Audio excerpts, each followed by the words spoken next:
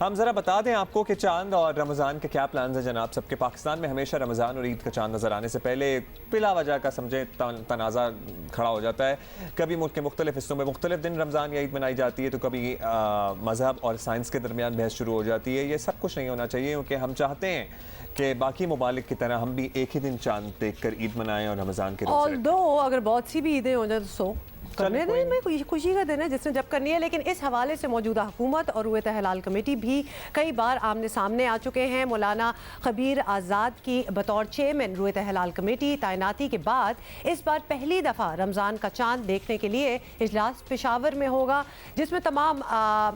مسالک کے علماء، محکمہ موسمیات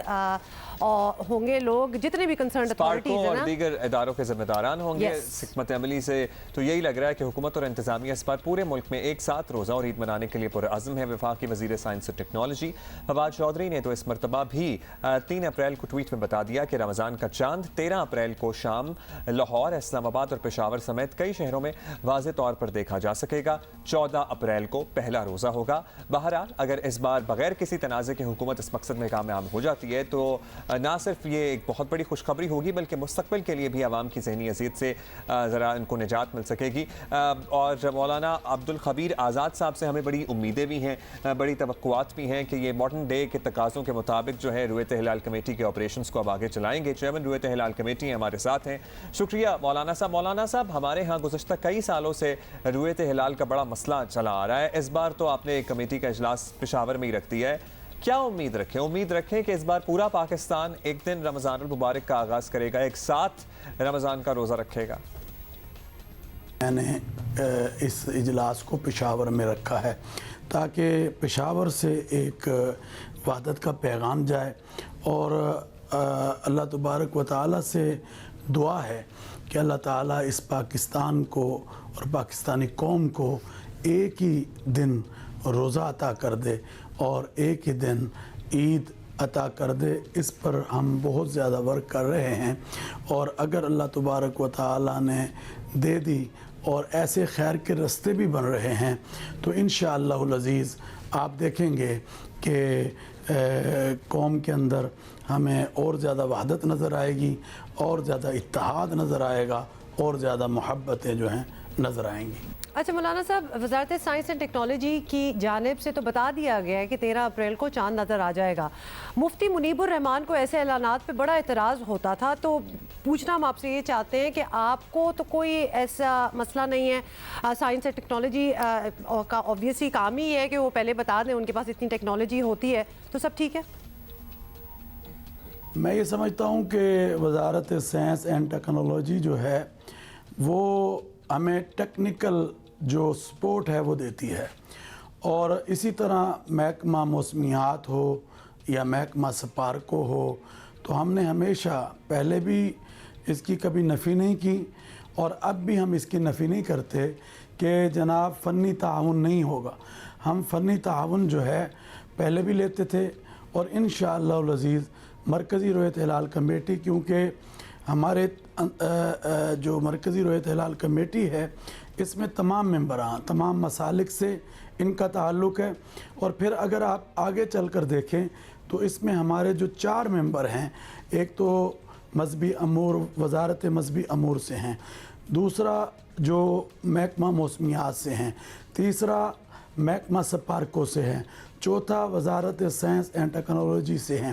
تو جب یہ لوگ ہمارے ساتھ موجود ہیں تو میں یہ سمجھتا ہوں کہ ان کو اسی لیے رکھا گیا ہے، اور ساتھ اسی لیے ہمارے ہوں گے کہ یہ فنی معاونت جو ہے ہماری کریں گے۔ اچھا مولانا صاحب، ایک اور بات، کرونا آپ کو پتہ ہے تیسری لہر ہماری چل رہی ہے، پیک پہ پہنچے ہوئے ہیں ہم تیسری لہر کرونا میں۔ سعودی عرب میں بھی آپ کو پتہ ہے، دیگر مسلم ممالک میں بھی پچھلے رمضان بھی ماشاءاللہ پاکستان واحد دنیا کا ملک تھا، اور الحمدللہ ہماری یہ صورتحال انڈر کنٹرول رہی ہے، اللہ تعالیٰ کا خاص کرم رہا، جہاں پہ مساجد میں عبادات کا اہتمام بھی کیا گیا۔ ہم اس کو بالکل ڈسکریج نہیں کرتے، ہونی چاہیے، لیکن باقی جگہ بڑی سختیاں ہیں۔ ہمارے یہاں ایک نارمل سا نوٹس جاری ہوتا ہے کہ SOPs کی پابندی رکھیں، اور اس میں بھی بہت ساری مساجد میں ہم نے دیکھا ہے کہ جو امام حضرات ہیں وہ بہت تاکید سے نہیں کہتے ہیں کہ آپ تھوڑا سا فاصلہ رکھ لیں یا ماسک پہنے, بس ایک سرسری سی بات ہوتی ہے. تو آپ اس بارے میں پلیز عوام کی آگاہی کے لیے, جو مساجد کے انتظامیہ ہیں ان کی آگاہی کے لیے, ان کو پلیز کچھ کہنا چاہیں گے کہ ہمارے یہاں رمضان میں عبادات کا اہتمام تو ہو, لیکن ایس او پیز پہ بھی ذرا خاطر خواہ نظر رکھی جائے. میں یہ سمجھتا ہوں کہ حکومت پاکستان, جناب وزیر اعظم پاکستان عمران خان صاحب اور ہماری جو NCOC ہے,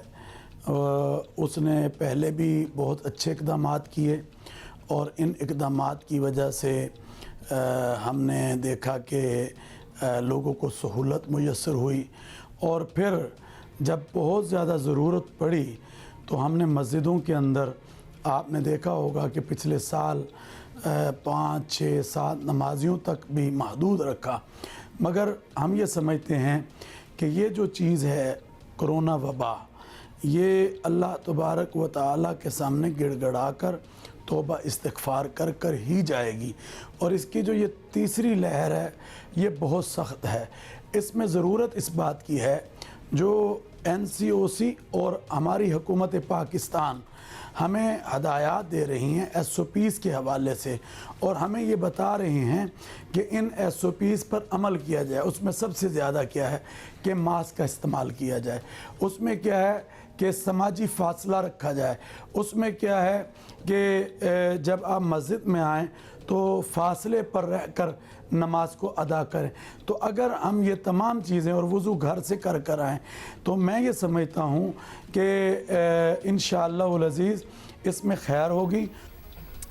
بالکل جی, بس یہ 2-3 چیزیں جن کو اگر ہم ذہن میں رکھ لیں تو اس میں خیر ہی خیر ہے.